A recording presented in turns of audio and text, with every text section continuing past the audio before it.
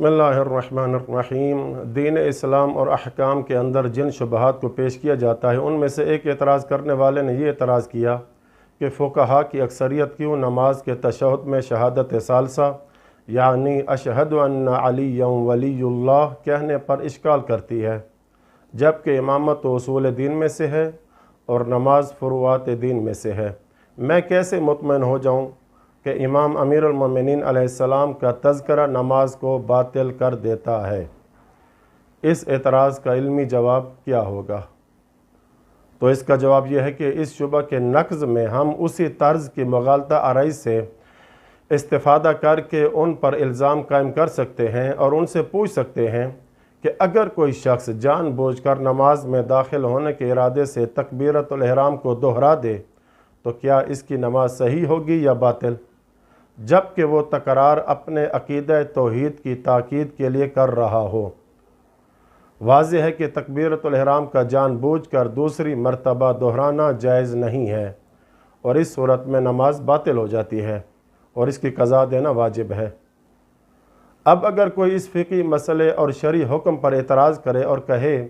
کہ کیسے ممکن ہے کہ اللہ تعالیٰ کا ذکر نماز کو باطل کر دے، جبکہ توحید تو اصل ہے اور نماز فرع ہے، تو آپ اس پر کیا جواب دیں گے؟ کیا آپ کا جواب اس پر آپ کے عقیدہ توحید میں کمزوری کی دلیل ہوگی؟ پس یہی جواب یہاں بھی دیا جائے گا، اور اس کا حلی طور پر جواب یہ ہوگا کہ یہ مسئلہ ایک فقہی اجتہادی مسئلہ ہے جس میں ہر مکلف کو چاہیے کہ وہ شرعی ضوابط کے مطابق اپنے مجتہد کی طرف رجوع کرے، اور عام مومنین کے درمیان اس مسئلے کو اچھالنے اور غیر ماہرین کے فتوے نکالنے کی کوئی ضرورت نہیں ہے۔ یہ بات بھی مخفی نہ رہے کہ احکام شرعیہ کے استنباط کا عمل صرف فقیہ مجتہد جامع شرائط کی ذمہ داری ہے، جو دلائل شرعیہ یعنی قرآن، سنت، اجماع یعنی جو معصوم کے قول کا کاشف ہو اور عقل سے حکم اخذ کرنے کی اہلیت رکھتا ہو، اور یہ بھی ممکن ہے کہ عام لوگ بلکہ بعض علماء بھی بعض احکام کے دلائل کو سمجھنے سے قاصر رہیں، کیونکہ فقہی استدلال اور اجتہاد متعدد علوم کی مہارت، آیات و روایات پر مکمل احاطہ اور طویل کوشش کرنے کا متقاضی ہے۔ جہاں تک نماز کے تشہد شہادت ثالثہ کے مسئلے کا تعلق ہے تو مجتہد پر لازم ہے کہ وہ روایات کی سند اور متن کے اعتبار سے گہرائی سے مطالعہ کرے، ان کے معانی اور دلالت کو سمجھے،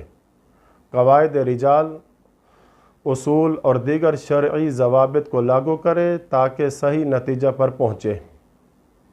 اور بعض مواقع پر تو شارع کے ذوق اور حقیقت شرعیہ کے ادراک کے لیے بھی اجتہاد کی ضرورت ہوتی ہے، جس کا اندازہ مجموعی دلائل اور قرائن کو مد نظر رکھ کر لگایا جاتا ہے۔ یہ سب امور غیر مجتہد کے بس سے باہر ہیں۔ بہرحال اس مسئلے میں چند اہم نکات پر توجہ ضروری ہے۔ پہلا نکتہ یہ کہ نماز ایک عبادت ہے اور اسلامی عبادات عمومی طور پر توقیفی یعنی نص پر موقوف ہوتی ہیں، یعنی انسان کو شرعی طور پر اجازت نہیں ہے کہ وہ اپنی طرف سے ان میں کسی چیز کا اضافہ کرے یا کوئی کمی کرے اور اضافے یا کمی کو عبادت کا جز قرار دے۔ ایسا کرنا تشریع یعنی دین میں بدعت شمار ہوتا ہے اور حرام و مبطل عبادت ہے۔ اب سوال یہ ہے کہ کیا تشہد میں تیسری شہادت کا اضافہ تشریع یعنی بدعت ہے یا کوئی معتبر روایت اس کی مشروعیت پر دلالت کرتی ہے، اور کیا ان روایات سے جزئیت، وجوب یا کم از کم جواز اور استحباب کا اثبات ہوتا ہے؟ یہ تھا پہلا نکتہ۔ اب دوسرا نکتہ یہ کہ نماز کے مبطلات میں سے ایک کلام آدمی ہے، یعنی نماز میں غیر قرآنی اور غیر دعائیہ بات کرنا ہے۔ پس نماز میں صرف قرآن یا ذکر الہی یا دعا کی اجازت ہے، اس کے علاوہ کوئی کلام اگر جان بوجھ کر ہو تو نماز باطل ہو جاتی ہے، خواہ اس پر جزئیت کی نیت نہ بھی ہو۔ اب سوال یہ ہے کہ کیا تشہد میں اشہد ان علی ولی اللہ کہنا کلام آدمی شمار ہوگا؟ کیا یہ اللہ تعالیٰ سے خطاب ہے؟ کیا یہ ذکر یا دعا یا قرآن کے ضمن میں آتا ہے؟ یہ تھا دوسرا نقطہ۔ اب تیسرا نقطہ یہ کہ یہ ضروری نہیں کہ کسی عقیدے کا اصول دین یا مذہب کی اساس ہونا لازماً نماز کے اذکار میں اس کے صراحتاً ذکر کو واجب یا مستحب کر دے۔ مثلاً عدل اور معاد دونوں اصول دین میں سے ہیں، لیکن نماز کے تشہد میں ان کا کوئی لفظی ذکر موجود نہیں ہے، لہٰذا اصولیت عقیدہ اور نماز کے درمیان کوئی لازمی ربط نہیں ہے۔